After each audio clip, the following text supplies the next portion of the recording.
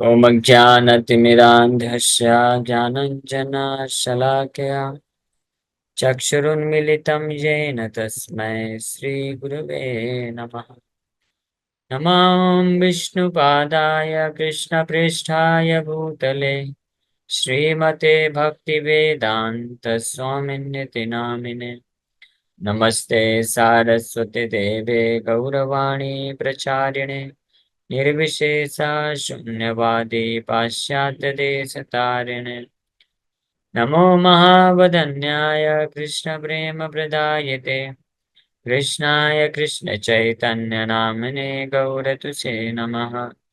जय श्री कृष्ण चैतन्य प्रभु नित्यानंद श्री अद्वैत गदाधर शिवासादि गौर भक्त वृंदा। हरे कृष्णा कृष्णा कृष्णा हरे हरे हरे राम राम राम हरे हरे। हरे कृष्णा। तो आप सभी भक्तों का हार्दिक स्वागत है आज के श्रीमद् भगवद गीता के डिस्कशन में। तो हम लोग चर्चा कर रहे हैं आज श्रीमद् भगवद गीता यथारूप थर्ड चैप्टर और श्लोक संख्या 36। तो 35 नंबर श्लोक तक जो है हमने चर्चा कर लिया। भगवान कृष्ण हाँ कर्म योग कंप्लीट कर देते हैं एक तरह से यहाँ 35 नंबर श्लोक तक, और अपना निष्कर्ष भी ऑलरेडी भगवान दे चुके हैं 30 नंबर श्लोक में। मयि सर्वाणि कर्माणि सन्न्यस्याध्यात्म चेतसा निराशीर निर्ममो भूत्वा युद्धस्व विगताजुर। ये निष्कर्ष दे करके अब कुछ ये प्रश्न उठ सकता है किसी के मन में कि हम कैसे कर पाएंगे, हम तो 3 गुणों में फंसे हुए हैं। तो 3 गुण जो है स्वाभाविक रूप से हमको इंद्र तृप्ति करवाते हैं, इंद्रियों के लिए कर्म करवाते हैं। तो आपको हम कैसे समझ, तो इसके लिए भगवान अगले 4-5 श्लोकों में, 4 श्लोक 31 32 33 34 35 5 श्लोकों में इसके लिए भगवान कुछ बता भी दिए नियम कि यह सही बात है। इंद्रियार्थ राग द्वेष व्यवस्थित हो, लेकिन उसके वश में नहीं आना चाहिए क्योंकि ये स्टम्बलिंग ब्लॉक्स हैं। हाँ, और जो है अ, और इसके जो दुष्प्रभाव है वो सब भगवान बता देते हैं। और फिर फाइनली 35 नंबर श्लोक में भगवान ये रिकमेंड करते हैं कि अपने 3 गुणों पर आधारित जो स्वधर्म प्राप्त है उसको पालन करते हुए भगवान की भक्ति में आगे बढ़ना चाहिए। One should therefore discharge prescribe duties in full Krishna consciousness. Krishna को केंद्र में रख के, कृष्ण की चेतना में रह करके अपने कर्तव्यों का पालन करते रहना चाहिए। तो अब अर्जुन का एक बहुत महत्वपूर्ण प्रश्न यहाँ पे उठ रहा है। तो अर्जुन प्रश्न पूछ रहे हैं अब आगे। अर्जुन उवाच अथ केन प्रयुक्तोऽयं पापं चरति पूरुषः अनिच्छन्नपि वार्ष्णेय बलात् इव नियोजितः। भगवान बोले 34 नंबर श्लोक में, राग द्वेषो व्यवस्थितौ इंद्रियस्य इंद्रियस्यार्थौ। कि हर कोई जो है इस भौतिक संसार में, बद्ध जीव की बात कर रहे हैं, बद्ध जीव भौतिक संसार में जो भी है हर कोई बद्ध जीव ही है। तो हर व्यक्ति का स्वाभाविक आकर्षण इंद्र तृप्ति करने के लिए, और इंद्र तृप्ति को करने के लिए वो फिर अलग अलग प्रकार के पाप करता है। भगवान तो ये स्टेट कर दिए, बता दिए। अर्जुन का प्रश्न है कि ऐसा क्यों होता है भगवान, कारण क्या है इसका, कारण जानना चाहते हैं अर्जुन। हाँ क्योंकि कारण पता चलेगा तो फिर उसका सोल्यूशन भी प्राप्त कर सकते हैं। तो भगवान हालांकि सोल्यूशन जो ऑलरेडी दे चुके हैं पिछले 3-4 श्लोक में वही सोल्यूशन है वास्तव में, लेकिन उसको भगवान कारण को भी बता करके और अच्छे से उस सोल्यूशन को बताएंगे। तो ये इसलिए प्रश्न उत्तर जो होता है बहुत महत्वपूर्ण होता है। कि हालांकि जब प्रवचन दिया जाता है तो प्रवचन के टाइम पे तो बता दिया जाता है कि ऐसा ऐसा करना चाहिए, लेकिन जब कोई प्रश्न पूछता है तो उस प्रश्न का उत्तर ऑलरेडी प्रवचन में दिया जा चुका होता है। लेकिन प्रश्न पूछने के माध्यम से ये पता चलता है कि क्या क्या कठिनाई आ सकती है, क्या किन कठिनाइयों का सामना करना पड़ता है हमको अपने जीवन में, जो भी फल प्रदान किए गए हैं शास्त्रों में, तो उनको पालन करने के लिए। तो फिर जो प्रवचन देते हैं तो उसको फिर उन कठिनाइयों को ध्यान में रखते हुए फिर उस जो सलूशन है, हल है, उसको कैसे अप्लाई करना है, उसके ऊपर भी प्रकाश डालते हैं। तो इसलिए ये प्रश्न उत्तर बहुत महत्वपूर्ण होता है। और प्रैक्टिकली देखा जाए तो हर अध्याय में अर्जुन जो है बहुत अच्छे अच्छे प्रश्न पूछते हैं जो हमसे संबंधित हैं, व्यवहारिक प्रश्न है। जैसे ये प्रश्न है, हाँ ये बहुत व्यवहारिक प्रश्न है हम सब के लिए। और इसलिए इसका जो उत्तर है बड़े ध्यान से आप लोग सुनिएगा, 8-10 श्लोकों में भगवान अभी उसका उत्तर देने वाले हैं। तो अर्जुन का प्रश्न है, अर्जुन उवाच अथ केन प्रयुक्तो अयं पापं चरति पुरुषः अनिच्छन्नपि वार्ष्णेय बलादिव नियोजितः। Arjun said, O descended of Vrishni, हे वृष्णि वंशी Varshneya, by what is one impelled to sinful acts even unwillingly as if engaged by force। तो क्या प्रश्न है अर्जुन का? अर्जुन पूछ रहे हैं कि हे कृष्ण, क्या कारण है कि व्यक्ति न इवन अनविलिंगली, न चाहते हुए भी पाप के कार्यों में प्रेरित हो जाता है करने के लिए। As if engage by force, जैसे कोई बलपूर्वक एंगेज कर रहा है, बलपूर्वक नियोजित कर रहे हैं। बलाद इव नियोजिता, बलाद इव नियोजिता। अतः अतः केन प्रयुक्तो अयम पापम चरति पुरुषः, कि केन बाय व्हाट मीन्स प्रयुक्तः, यानी फोर्सफुली युक्त किया जाता है, इम्पेल्ड, जबरदस्ती। अयम वो व्यक्ति, पापम चरति पुरुषः एक कोई व्यक्ति पाप कार्य में लगता है, अनिच्छन, अनिच्छन मतलब विदाउट डिजायरिंग, बिना इच्छा के, अनिच्छन अपि वार्ष्णेय बलादिव नियोजित। अनिच्छन मतलब कि उसको ज्ञान है, मतलब शास्त्रों के माध्यम से। और कई बार जो कुछ पाप तो देख भी लेता है कि इस प्रकार के पाप को करने से क्या परिणाम होता है, क्या सजा मिलती है। जैसे कोई चोरी करता है, तो चोरी करता है तो वो एक्सपीरियंस भी देखता भी है, सुनता भी है कि चोरी जिसने किया था उसको कैसे जेल में डाल के पिटाई किया गया है। और फिर कभी कभी वो अपने मित्र को चोरी करते हुए देख भी लेता है कि इसने भी चोरी किया, पकड़ा गया और कितना पिटाई हुआ है। और कभी कभी खुद चोरी करके जेल में जा करके सजा काट के वापस भी आ जाता है, तो खुद का भी अनुभव होता है। तो सुन भी लेता है, देख भी लेता है, अनुभव भी कर लेता है। हाँ, इसको बोलते हैं अनिच्छन, यानी ज्ञान है उसको, लेकिन उसके बाद भी वो फिर से चोरी कर देता है। इसका क्या कारण है? कौन उसको करवाता है चोरी?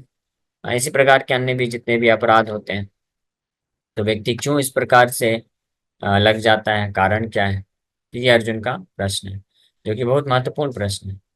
कई लोग इस संसार में कई लोग हैं जिनको तो पता ही नहीं है पाप क्या है, पुण्य क्या है, पाप नहीं करना चाहिए, ये सब पता नहीं, अपराध क्या होता है। तो वो तो डायरेक्ट जो भी जैसे जैसे मन उनको इच्छा प्रकट करता जाता है वो करते जाते हैं, और इस प्रकार से दुखी रहते हैं। तो वो तो घोर अज्ञानता, इग्नोरेंस में होते हैं।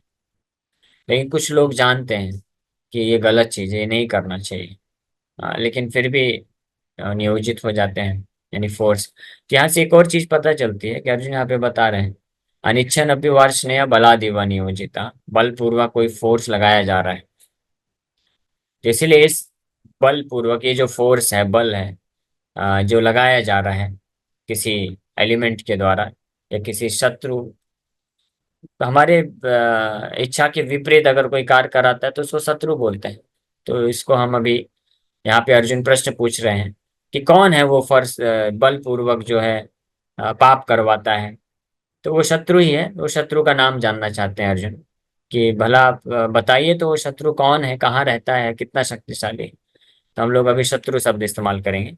अगले श्लोक में जब भगवान उसका खुलासा कर देंगे तब हम उसका नाम लेकर के भी आगे चर्चा करेंगे।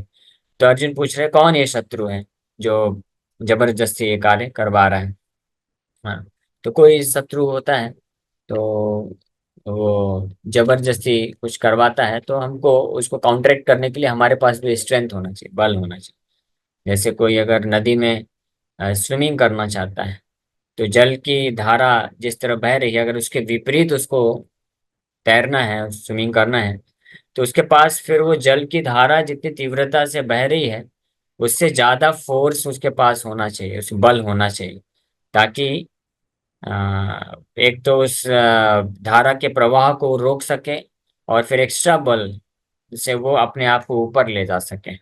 उसी प्रकार से ऐसा समझ लीजिए कि जो व्यक्ति आध्यात्मिक जीवन में आगे बढ़ना चाहते हैं तो उनको उतना बल चाहिए जितना ये शत्रु, हाँ, और शत्रु का नाम कल खुलासा किया जाएगा, ये जितना ये शत्रु बल लगाता है किसी व्यक्ति को भौतिक पाप में लगाने के लिए, तो उससे ज्यादा बल की आवश्यकता पड़ेगी। इसलिए अर्जुन का ये क्वेश्चन बहुत महत्वपूर्ण है। तो इससे अर्जुन के प्रश्न से सूचित होता है कि अर्जुन इच्छा रख रहा है कि हाँ, मुझे ये पाप कर्मों को ओवरकम करके, इससे बाहर निकल के, मुझे भगवान मई सर्वाणी कर्माणि, जो भगवान बोले कि मेरे लिए सब कुछ समर्पित करो, वो उस स्थिति को मुझे प्राप्त करना है। इसलिए अर्जुन अब कैलकुलेशन करना चाहते हैं कि मुझे कितने बल की आवश्यकता होगी। कृष्ण, आप थोड़ा बताइए तो सही, आइडिया लगाइए कि ये शत्रु है कौन, इसका कितना बल है, और ये कहाँ रहता है। हाँ, जब एड्रेस पता चलेगा तब तो उसको जो उससे जाके फाइटिंग कर सकेंगे।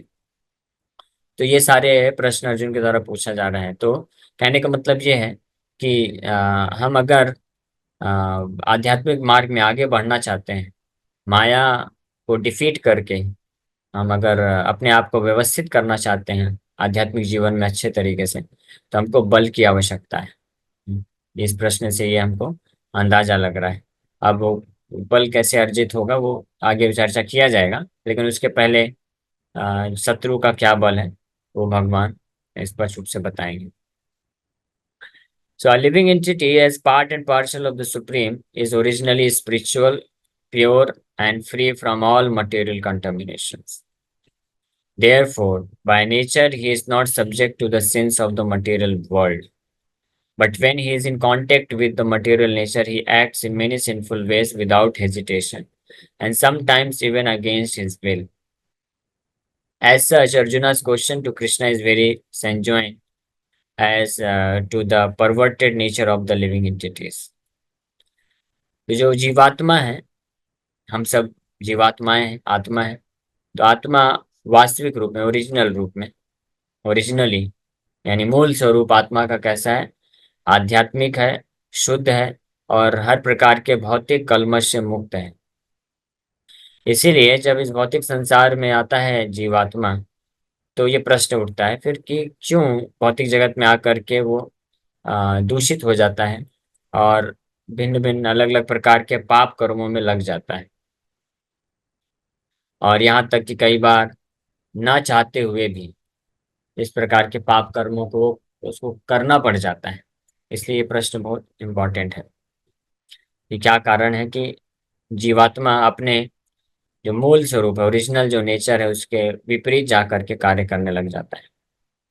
So although the living entity sometimes does not want to act in sin, he is still forced to act.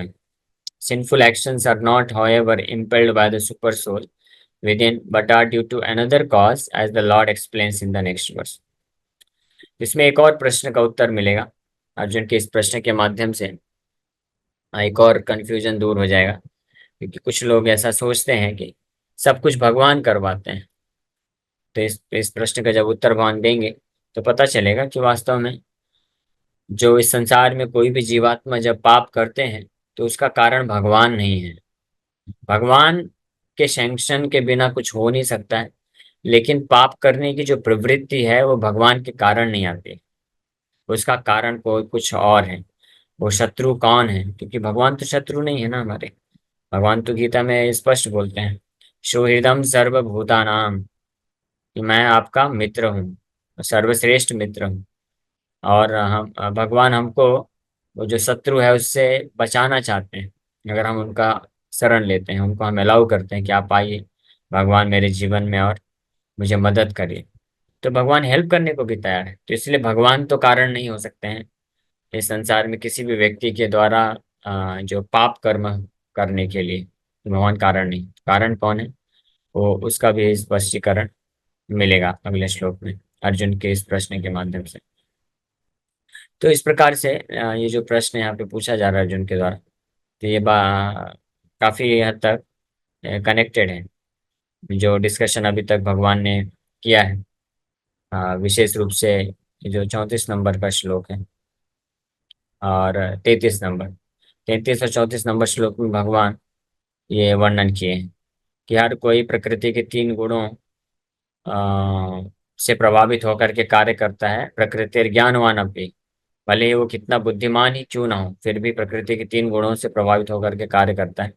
निग्रह किम करिष्यति, निग्रह मतलब आर्टिफिशियल तरीके से उसको नियंत्रित करने का प्रयास फिर भी कोई क्यों ना करे, कोई उससे फर्क नहीं पड़ता है।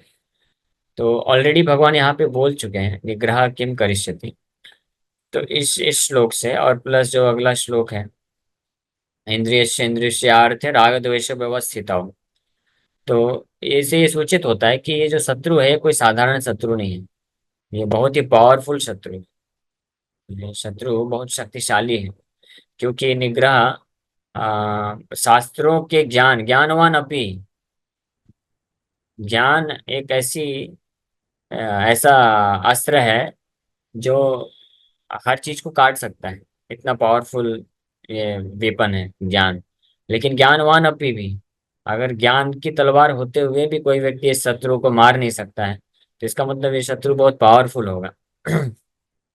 तो अर्जुन ये जानने की इच्छा रखते हैं, क्योंकि भगवान तो एक तरफ बोले कि ज्ञानवान अपि सदृशम चेष्टते स्वस्य, कि बुद्धि होते हुए भी, ज्ञान होते हुए, बुद्धि नहीं ज्ञान, बुद्धि तो कई लोग के पास होती है लेकिन ज्ञान नहीं होता है, यानी शास्त्रों का ज्ञान प्राप्त करने के बावजूद भी व्यक्ति फंस जाता है। निग्रह किम करिष्यति, ये शास्त्रों के ज्ञान को इस्तेमाल करने का क्या फायदा, भगवान इस तरह बोल रहे हैं कि शास्त्रों का ज्ञान रखने का भी क्या फायदा, क्योंकि ये जो शत्रु है इतना शक्तिशाली है कि व्यक्ति को फोर्सफुली, जबरदस्ती अ, उसका उसका जो है स्वस्य, यानी उसका एक स्वाभाविक गुण बन जाता है, ऐसा समझ सकते हैं कि जीवात्मा का स्वाभाविक ओरिजिनल गुण तो कुछ और है, दिव्य है, आध्यात्मिक है, जिसमें वो पूरी तरह से पाप से मुक्त रहता है। लेकिन ये जो शत्रु है, प्रकृति के तीन गुणों के प्रभाव से जो बना है, ये इतना शक्तिशाली है कि उस जीवात्मा का मूल गुण स्वभाव को परिवर्तित करके उसका स्वाभाविक जो स्वभाव है वो बन जाता है कि वो इस संसार में इंद्र तृप्ति करता है, यानी पाप कर्म में लग जाता है। तो भगवान एक तरफ ये बोल दिए, और 34 नंबर श्लोक में बोले कि राग द्वेषो व्यवस्थित हो इंद्रियार्थ हो, कि इंद्रियों के जो विषय वस्तु हैं, objects of the senses, senses are so much attach to the objects of the senses. हाँ, व्यवस्थित हो मतलब पूरी तरीके से उसमें फंसे हुए हैं, राग और द्वेष में। राग मतलब अटैचमेंट, द्वेष मतलब सेंसेस को सेंस ऑब्जेक्ट से दूर रख करने के जो भी नियम कानून है उसके प्रति द्वेष, रिपल्शन। तो ये attraction for the sense gratification है, repulsion for not doing sense gratification, इतना इफेक्टिव है कि ये बहुत कठिन है किसी भी जीवात्मा के लिए उसको कर पाना। तो पिछले श्लोक में भगवान बोल रहे निग्रह किम करिष्यति, और यहाँ पे ये स्टेट करके भगवान बोले तयोर न वसम आगच्छेत, लेकिन अर्जुन तुम इसके वश में मत आओ। तो एक तरफ भगवान तो ये बोले कि इस इंद्रियों की जो वासनाएं हैं, इंद्र तृप्ति करने के लिए जो पाप करने की प्रवृत्ति है, ये इतनी पावरफुल है कि कोई इसको ज्ञान के बल पे भी इसको नियंत्रित नहीं कर सकता है। यहाँ बोल दिए, एक तरह ये बोल दिए भगवान, और दूसरी तरफ बोल दिए लेकिन अर्जुन तुमको उसको नियंत्रित करना पड़ेगा। तयोर न वसम आगच्छेत, हाँ, कि वशम, इसके वश में मत आओ अर्जुन। क्यों? क्योंकि ताओ ही यस्य परिपंथिनो, ये आपका पूरा सब कुछ चौपट कर देगा, आपका पूरा आध्यात्मिक जो प्रकृति है वो विनाश कर देगा। हाँ, आपका स्पिरिचुअल लाइफ, आध्यात्मिक जीवन जो है नष्ट हो जाएगा पूरी तरह से। स्टम्बलिंग ब्लॉक्स हैं सेल्फ रियलाइजेशन के लिए। हाँ, they are stumbling blocks on the path of self realisation, आत्म साक्षात्कार के लिए ये क्या है, बहुत बड़े बाधक हैं। इसलिए इसको तो हटाना ही है सामने से, इसके वश में बिल्कुल नहीं आना है। तो ये बोल दिया, और दूसरी तरफ बोल दिया कि इसके वश में हर कोई है, किसी भी तरीके से ज्ञान का इस्तेमाल करके भी इसके वश से बाहर नहीं निकल सकता है। तो इसलिए ये एक स्वाभाविक क्वेश्चन जो है उठता ही है। इसलिए अर्जुन जो है इस क्वेश्चन पूछ लिए यहाँ पे कि फिर क्या कारण है, ये शत्रु है कौन, भगवान जो जबरदस्ती किसी व्यक्ति को बला दीवा नियोजिता लगा देता है पाप कर्म करने के लिए अनिच्छन, ना चाहते हुए भी, तो इसका क्या कारण है। और फिर उसका सलूशन ताकि एनालिसिस करके कि कारण जब पता चलेगा, डायग्नोसिस हो जाएगा, तो फिर उसके सोल्यूशन पे और अच्छे से वर्क किया जा सकता है। तो इस प्रकार से ये अर्जुन का प्रश्न है। अब कल भगवान इसका उत्तर देंगे और बताएंगे कि वो ऑल डिवाइंग एनिमी भगवान बोलते हैं, सब कुछ विनाश कर देने वाला वो शत्रु कौन है। आप में से किसी को अगर उस शत्रु का नाम पता है तो बता सकते हैं चैट बॉक्स में लिखकर। कल हम लोग इसके ऊपर चर्चा करेंगे। तो माया, माया तो है माया, लेकिन माध्यम से बनती है। शत्रु कोई और है, जो मेन शत्रु है, जो इमीडिएटली वर्क करता है। ओके, अंकिता माता जी ने सही लिखा है। ठीक है, बाकी लोग कल चर्चा करते हैं। हरे कृष्णा। तो किसी भक्त का कोई प्रश्न है तो पूछ सकते हैं। ये संगीता माता जी। हरे कृष्ण जी, दंडवत प्रणाम। प्रभु जी, जैसे हाँ जी। हमें पता है कि हमारा भगवान से जो रिलेशनशिप है उसके लिए हमें पहले ध्यान देना चाहिए, लेकिन कोई ऐसा कारण है घर में कि कोई हम पे सोलली डिपेंडेंट है और हमें ऐसा लगता है मटेरियल बॉडी पे कि हमें उसका ध्यान रखना है, जैसे मेरी बच्ची है। तो उस वजह से हम डेडिकेटेडली भगवान के लिए मन से उतना टाइम नहीं निकाल पा रहे हैं चाह के भी। तो इसके लिए गिल्टी फील करना चाहिए या कैसा फील करना चाहिए उस टाइम? हरे कृष्ण। तो इसके लिए भगवान को प्रार्थना करना चाहिए, क्योंकि भगवान ऐसा अरेंजमेंट कर सकते हैं कि आपकी बच्ची जो है धीरे धीरे इतनी बुद्धिमान हो जाएगी कि आपको ज़्यादा परेशान ना करे। भगवान के हाथ में सब कुछ है। लेकिन जब तक, निश्चित रूप में जब तक आपकी बच्ची बड़ी नहीं हो जाती, तो आपका ये तो रिस्पॉन्सिबिलिटी रहेगा ही और करना पड़ेगा। तो इससे एक और, कम से कम एक रियलाइजेशन तो हम प्राप्त कर ही सकते हैं कि क्यों हम इस संसार में आए। कि अगर एक तो संसार में आए, हमने कई जन्मों में जो है इंद्र तृप्ति करने का प्रयास किया, सफल नहीं हुए, विफल होते गए।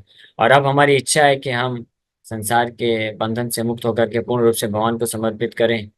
तो लेकिन ये संसार के जंजाल इतने फंसा के रखते हैं हमको, तो इसलिए ये बहुत ही बड़ा बैड डिसीजन था हमारा कि हम भगवान को छोड़ करके इस संसार में आए।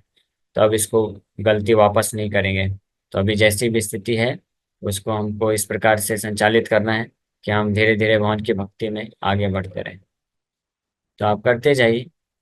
जब बच्चे बड़े होंगे तो, समझदार होंगे, तो फिर आपको समय मिलेगा भगवान का और सेवा करने गिल्टी का। नहीं फील करना चाहिए ना प्रभु जी?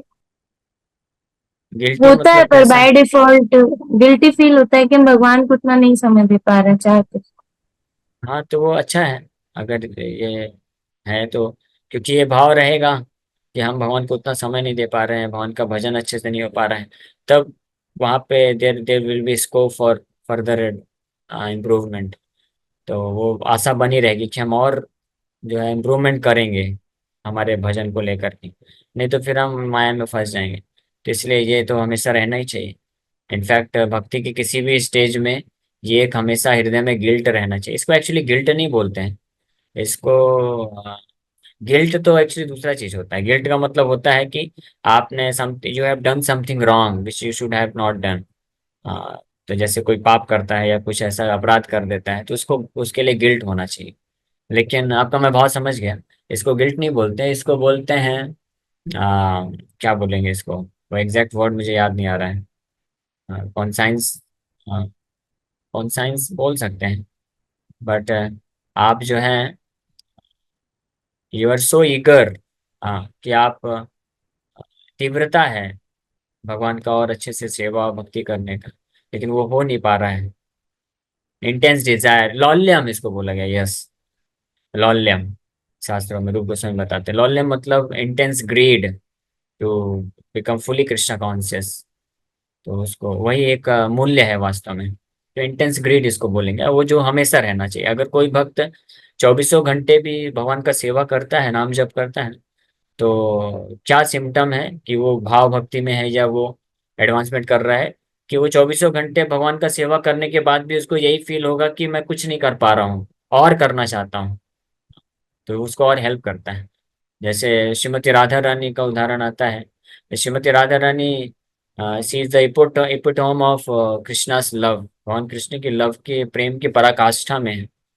भगवान कृष्ण के साथ भी बैठी रहती हैं, तो उनको यही फील होता है कि कृष्ण कभी भी मुझे छोड़ के जा सकते हैं। तो कृष्ण के मिलन में ही उनको विरह की अनुभूति होती रहती है, इतना इंटेंस है उनका प्रेम। तो इस तरह भक्तों को इसलिए हमेशा ये रहना चाहिए कि मैं तो अभी बहुत कुछ कर नहीं पा रहा हूँ, और करना है, और लालच रहना चाहिए, और ज्यादा नाम जप करने का।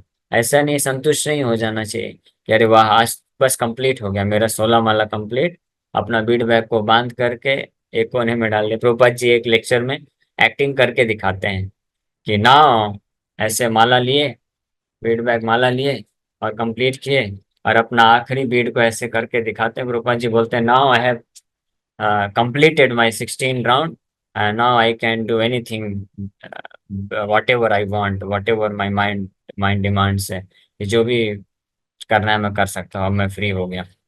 तो इस तरह से नहीं। जो भक्ति में एडवांसमेंट कर रहा है, लक्षण क्या है, वो 64 राउंड्स भी 100 राउंड्स भी कर लेगा तो उसको लगेगा अभी और करना है मुझे, और समय चाहिए, और समय चाहिए। न केवल नाम जप बल्कि सेवा में भी प्रचार करता है तो लगता है कि और प्रचार करना है, और बुक डिस्ट्रीब्यूशन करना है, और भगवान का सेवा करना है, भगवान के लिए और श्रृंगार करना है। तो इस प्रकार से ये भाव अगर आता है तो इसका मतलब हम एडवांसमेंट करते हैं भक्ति में। ओके, और कोई प्रश्न थैंक किसी यू का? प्रभु जी। हरे यस प्रतिज्ञा माता जी। हरे कृष्णा प्रभु जी, पंचांग प्रणाम। प्रभु जी, मेरे दो सीनियर्स क्लास में आए हैं, तो प्रभु जी जैसे आप थोड़ा सा गीता का उन्हें ये इम्पोर्टेंस थोड़ा सा बता देंगे। जैसे रचना दी आई हैं और अभिषेक भैया तो डेली आते हैं, तो अगर आप थोड़ा सा 2-3 मिनट देके उन गीता की अच्छा, इम्पोर्टेंस बता दें, जो वो रेगुलर थोड़ा सा मतलब कर पाए, प्लीज।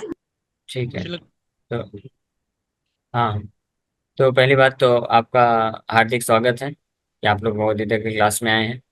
तो अगर आप जस्ट बने रहेंगे इन क्लासेस में तो आप धीरे धीरे समझ पाएंगे क्या इंपॉर्टेंस। हम लोग अभी थर्ड चैप्टर के एंड में जस्ट पहुंच रहे हैं, और आज का श्लोक अपने आप में एक बहुत इंपॉर्टेंट है। आपने जैसा आज हमने श्लोक में चर्चा किया कि अर्जुन प्रश्न पूछ रहे हैं कि क्या कारण है कि भगवान, कोई व्यक्ति ना चाहते हुए भी पाप में लग जाता है। हाँ, तो अभी तो आज हमने केवल क्वेश्चन पे डिस्कस किया, अब कल भगवान इसका उत्तर देना चालू करेंगे, तो जो कि बहुत व्यवहारिक है, बहुत प्रैक्टिकल है। हम सबके साथ जीवन में ये होता है कि कुछ हम नहीं भी चाहते हैं फिर भी हमको जबरदस्ती कोई कराता है, तो इसका उत्तर जब हम पता चलेगा तो हम इसको आसानी से अपने जीवन में अप्लाई करके भौतिक तरीके से भी, मटेरियली भी हम अच्छे से स्टेब्लिश हो सकते हैं, शांति को अनुभव कर सकते हैं। ठीक है। और दूसरा कि ये थर्ड चैप्टर का एंड है, तो आपसे जो भी नए आ रहे हैं मैं उनसे रिक्वेस्ट करूंगा कि आप यूट्यूब में प्लेलिस्ट गीता का है चैनल में, तो आप उसमें गीता के शुरू फर्स्ट चैप्टर के कुछ 15-20 लेक्चर्स आप लोग सुन लीजिए। तो उसमें हमने बहुत डिटेल में चर्चा किया है कि गीता का क्या इंपॉर्टेंस है, क्यों पढ़ना चाहिए। आप पूरा सुन सके धीरे धीरे तो सुन सकते हैं, आधे आधे घंटे के लेक्चर्स हैं, तो वो सुन सकते हैं, आपको हेल्प करेगा। लेकिन आप लाइव भी आ रहे हैं तो आते रहिए, कुछ 8 10 15 20 लेक्चर सुनते सुनते आप कनेक्ट करना चालू कर देंगे। ओके। हरे कृष्णा प्रभु जी, दंडवत हरे प्रणाम। कृष्ण। शुद्ध आत्मा कैसी होती है? और क्योंकि शुद्धात्मा। शुद्ध आत्मा के बिना कृष्ण भावनामृत नहीं हो सकते ना। तो शुद्धात्मा हम कैसे हो सकते हैं, ऐसा प्रश्न है आपका कि हाँ हम प्रभु शुद्ध जी। कैसे हाँ, ओके हाँ ओके। हाँ। तो ये साधना भक्ति जो है, विशेष रूप से भगवान के नाम का जप और भगवान के बारे में श्रवण करना, ये दो कार्य, श्रवणम कीर्तन बोला जाता है, ये दो कार्य हम जितनी मात्रा में, जितना ध्यान पूर्वक करते जाएंगे तो उतना ही हम धीरे धीरे शुद्ध होते जाएंगे, चेतना शुद्ध हो जाएगी, और उतना ही हम फिर भगवान के प्रति प्रेम को विकसित कर लेंगे। ओके, ठीक है। तो अभी समय हो गया है, तो यहीं पे विराम करेंगे।